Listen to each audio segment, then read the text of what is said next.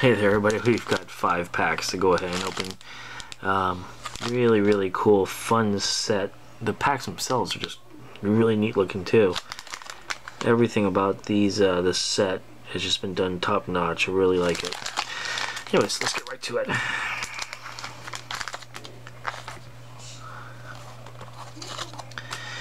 Minotaur, greater humanoid, 5 fist. When assigned to attack, choose up to 2 opposing NPCs. These NPCs cannot block. Nice.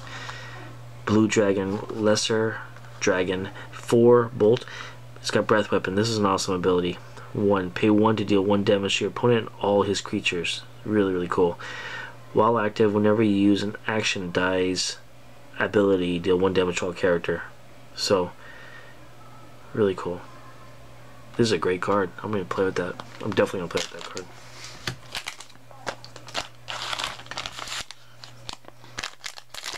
Pack number 2. Whoa.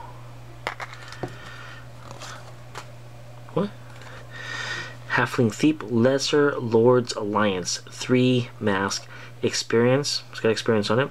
When 1 or more Halfling Thief dice are assigned to attack, you may move up to 2 of your opponent's dice from his used area to his bag. When 1 or more Halfling Thief dice are assigned to attack, you move up to 2 of your opponent's dice from his used area to his bag. Pretty cool. Zombie 2 shield. During the attack step, you may pay shield to prevent all damage to a zombie. It's kind of just got a walker, huh? 2 and a shield. It's got a 3/3, level 3.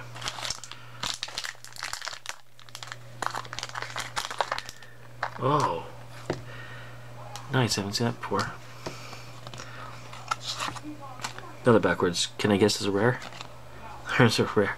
So the backwards one, I'm thinking there's more chances than rare than not. But Mummy, Paragon Undead, 5 mask, energy drain, spin down engaged foes. Oh, very cool, flavorful. When fielded, spin all adventurers, both players, down 1 level and remove 1 experience counter from each adventurer card. Oh, this is nasty. This game is gonna be really fun. I'm really gonna have fun with this. Limited Witch. Choose any unpurchased die, yours or from the basic action cards, and roll it. If you roll a non-energy phase, place a die in your used pile. Wow, I really wanted to see what the rare is on that. That is awesome. Non-purchased die, cool.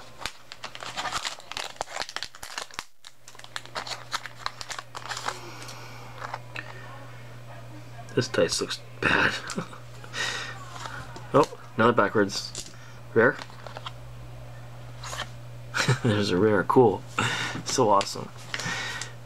2 dragons, look at that. Red dragon, 7 bolt, breath weapon, 2.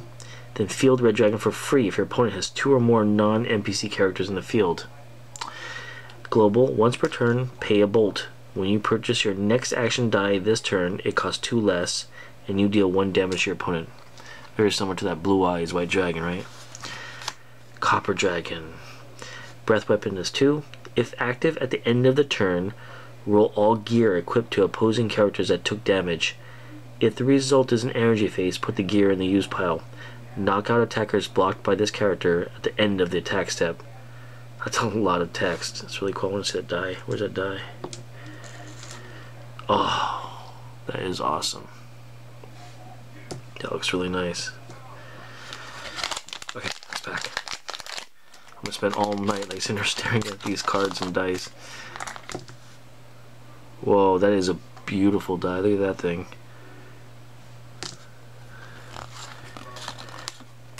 Umber Hulk. I think Umber Hulk is gonna be my die for the set. It's gorgeous.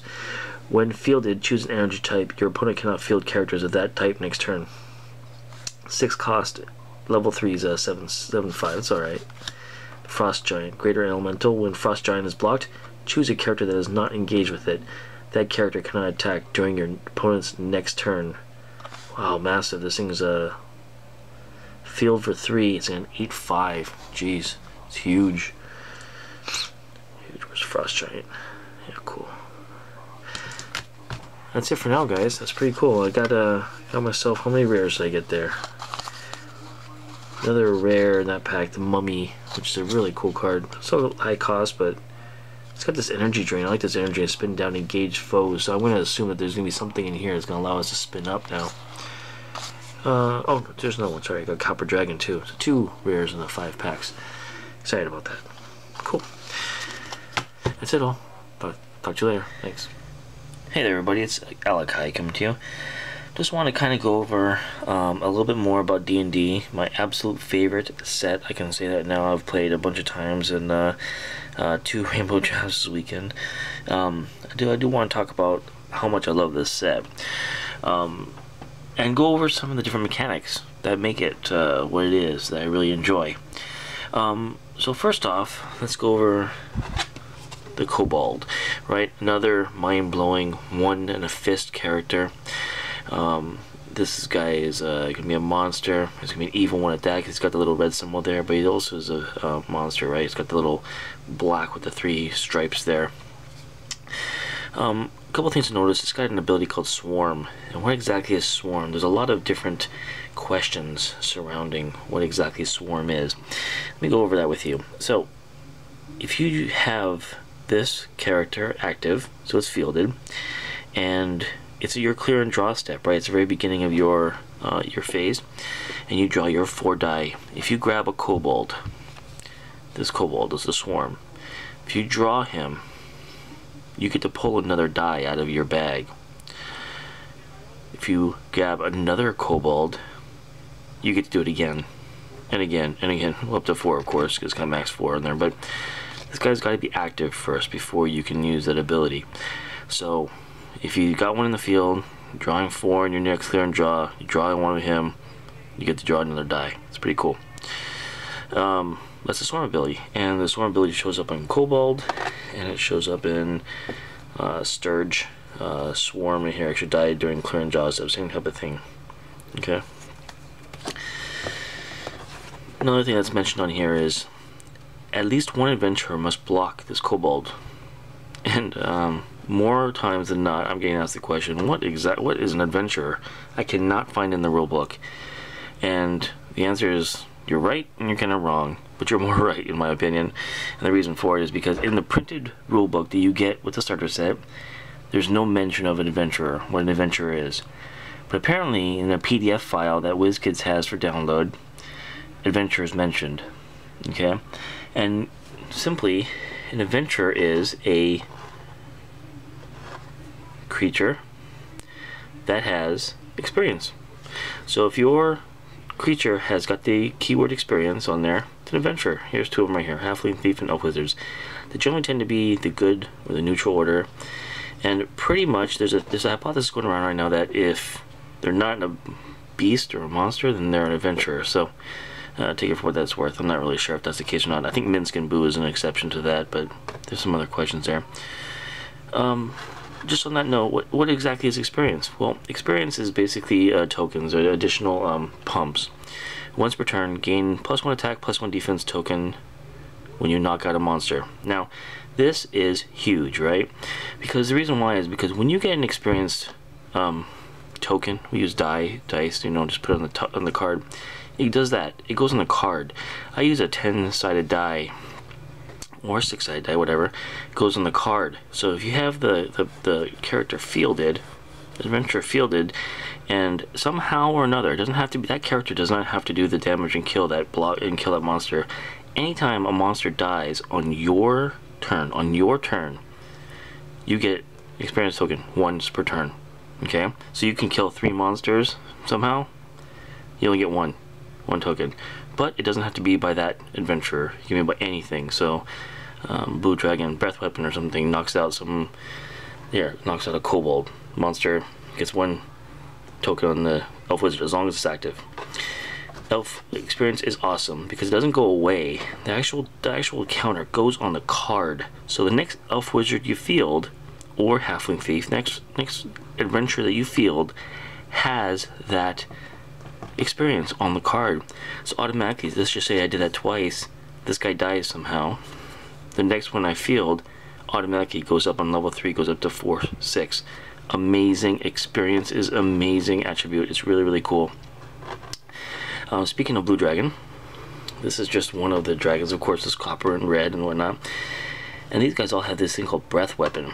Now, another thing where the rule book seems to be missing is that a breath weapon is listed here for all red dragons, or for all dragons.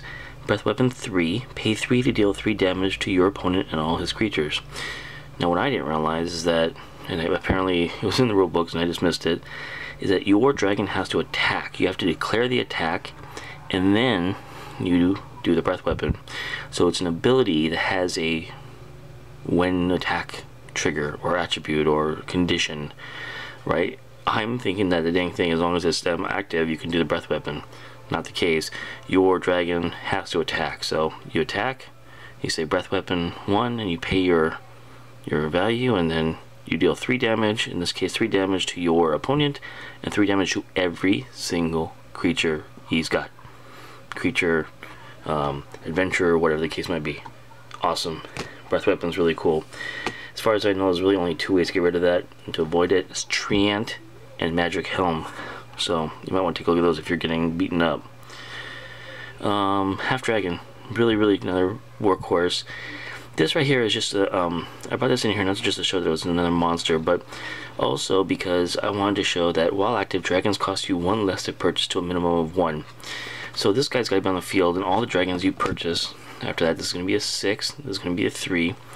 They're going to cost, it's going to cost 1 less, okay? But the 2 minimum of 1, that's the important part, because creatures can't cost less than 1.